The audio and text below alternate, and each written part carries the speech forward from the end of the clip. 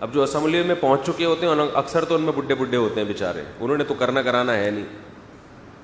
ان کو یہ ڈر ہوتا ہے کہ ہمارے داماد نہ کر لیں, ہماری بہنوں پہ نہ سوکنے آ جائیں, تو اس لیے انہوں نے تو یہی کرنا ہے بھائی, دوسری الاؤ نہیں ہے. اور ویسے بھی بعض لوگوں کے, سب کے نہیں, ویسے ہی کھانچے اتنے کھلے ہوئے ہوتے ہیں, تو ان کو وہ تو برملا کہتے ہیں کہ بازار میں جب کھلا دودھ مل رہا ہے تو بھینس پالنے کی کیا ضرورت, تو کھلے عام کہتے ہیں. تو ایسے لوگ کیوں پاس کریں گے بھائی؟ اس لیے اللہ نے قانون سازی انسانوں کے ہاتھ میں دی نہیں ہے, اللہ نے اپنے ہاتھ میں رکھی. میں نے پیدا کیا تو مجھ سے پوچھو نا, کیونکہ اللہ کسی کے مفاد سے اللہ کا نہ کوئی فائدہ ہے نہ اللہ کا کوئی نقصان ہے, وہ بالکل انصاف کے مطابق قانون بنائے گا. وَمَنْ أَصْدَقُ مِنَ اللَّهِ قِيلًا. اب دیکھو دوسری شادی کی بات ہوئی, ایسے چہروں پہ مسکراہٹیں آ گئی, ابھی سب بیٹھے ہوئے تھے. حالانکہ میں نے تو ایک ترغیب نہیں دے رہا, میں تو ایک اصول بیان کر رہا ہوں, لیکن ایسے دانت کھل رہے ہیں ماشاء اللہ. یہی الٹا اثر ہوتا ہے خواتین پر بالکل. تو اللہ کہتا ہے وَمَنْ أَصْدَقُ مِنَ اللَّهِ حَدِيثًا, اللہ سے بہتر بات کس کی ہو سکتی ہے؟ بالکل صحیح بات صرف کون کرتا ہے؟ بولو, اللہ کرتا ہے, صرف اللہ ہی کرتا ہے, اللہ کے علاوہ کوئی بھی نہیں کرتا. اللہ کے علاوہ ہر آدمی بات کرے گا اپنے مطلب کی. قانون ایسا بنائے گا جس میں پہلے اس پہ زد نہ پڑ رہی ہو. اگر وہ میں ہوں گا تو میں ایسا قانون بناؤں گا کہ میرے خلاف نہ جا رہا ہو. ہاں اگر میرے مفاد پہ زد پڑ رہی ہے تو قانون چینج. دہشت گردی کے خلاف بل پاس نہیں ہوتے, عوام لٹ رہی ہے, موبائل اسنیچنگ شروع ہو گئی. 2-4 حکومتی لوگ اگر ان کی جیبوں سے والیٹ نکل جائے اور ان پہ کوئی بندہ مر جائے تو فوراً کیا ہو جاتا ہے؟ آپ نے دیکھا ہوگا اکثر کراچی کی سڑکیں نہیں بنتی, لیکن اگر آپ کو کہیں کوئی سڑک بنی ہوئی نظر آ رہی ہے تو سمجھ لو یہاں کسی سیاسی لیڈر کا وزٹ ہونے والا ہے. حضرت جی کے لیے بنائی گئی ہے. یہ جب ہے جب قانون سازی کس کے ہاتھ میں ہو؟ بولو, انسانوں کے ہاتھ میں. تو انسانوں کے ہاتھ میں جب قانون سازی ہوتی ہے تو جھگڑا ایسے ختم ہوتا ہے کہ جو پاورفل ہوتا ہے وہ کیا آ جاتا ہے؟ غالب.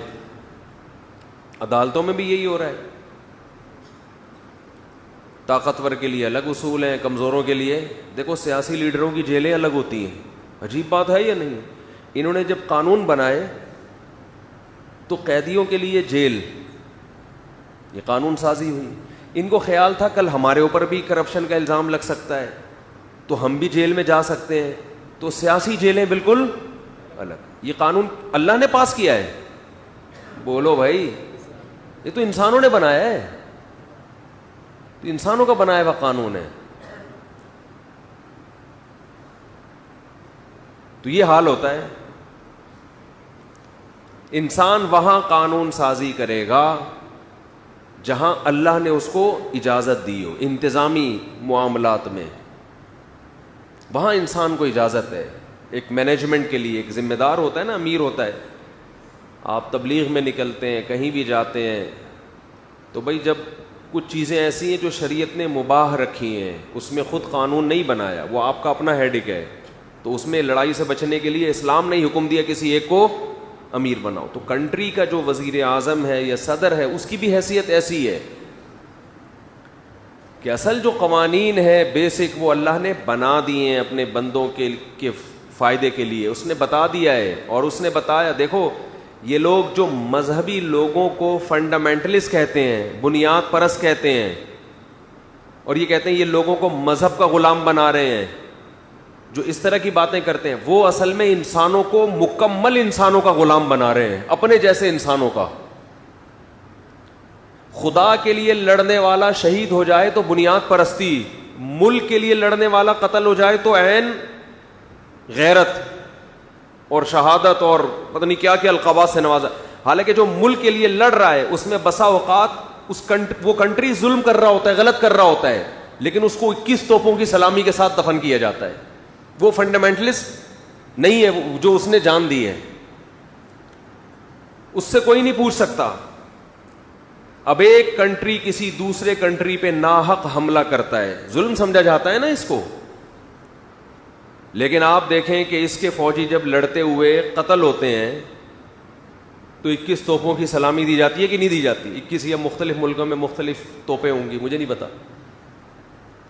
حالانکہ اس نے کیا کیا ہے, اس فوجی نے غلط کیا, جرم کیا ہے, کہ جب آپ کو پتا ہے کہ آپ کا کنٹری ایک غلط حرکت کر رہا ہے تو آپ کس بیس پر ایک کمزور قوم پہ ظلم کر رہے ہیں.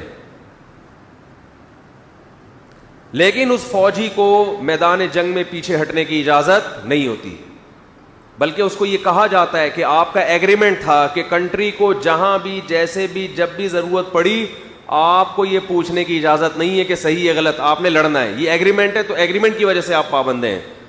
یہ دلیل غلط ہے, اس لیے کہ ایگریمنٹ اگر غلط ہو تو عقل یہ کہتی ہے کہ اس ایگریمنٹ کی پابندی لازم نہیں. میں نے آپ سے ایگریمنٹ کیا مجھے 1000 روپے دو, میں فلاں بندہ مار کے آتا ہوں. اب میں بندے کو تلاش کر رہا ہوں, بندہ مجھے کہہ رہا ہے بھائی مجھے نہیں مار, میں کہوں بھائی ایگریمنٹ ہے. یہ کیا ہے؟ معاہدہ ہے. دنیا میں کوئی عقل مند کہے گا کہ یہ اس معاہدے کی بیس پر ایک بے گناہ کا قتل جائز ہے؟ ارے کیا ہو گیا بولو یار, کہاں سے جائز ہو گیا؟ یہ ایگریمنٹ ہی غلط ہے, ظلم پر مبنی ہے. آپ نے اپنے ملک سے فوج میں بھرتی ہوتے ہوئے ایگریمنٹ کیا کہ میں ملک کے لیے لڑوں گا, اچھا ایگریمنٹ ہے, صحیح ہے. لیکن اگر اس میں یہ بات بھی شامل تھی کہ ملک اگر ناحق ظلم کر رہا ہے پھر بھی لڑوں گا, تو قیامت کے دن آپ کو شہادت کا اجر نہیں ملے گا. آپ گارڈ آف آنر اور یہ سب چیزیں تو ہوں گی, اللہ کہے گا میں نہیں بخشوں گا. جتنا وہ جو امریکہ کے رہنے والے میری مخلوق تھی, جاپان والے بھی میری ایسی ہی مخلوق تھی. یہ تو تم نے ملکوں کی لکیریں کھینچی ہیں آپس میں, یہ تو تمہارا ایڈک ہے, یہ میرا تھوڑی ہے. جب میں نے آدم اور حوا کو زمین پہ بھیجا تھا اس وقت دنیا میں کوئی کنٹری نہیں تھا, سب انسان. جو تم نے پھڈے کر کر کے لکیریں کھینچی ہیں, اور جن پھڈوں پہ لکیریں کھینچتے ہو جن باتوں پہ, ان بنیادوں پہ خود بھی قائم نہیں رہتے.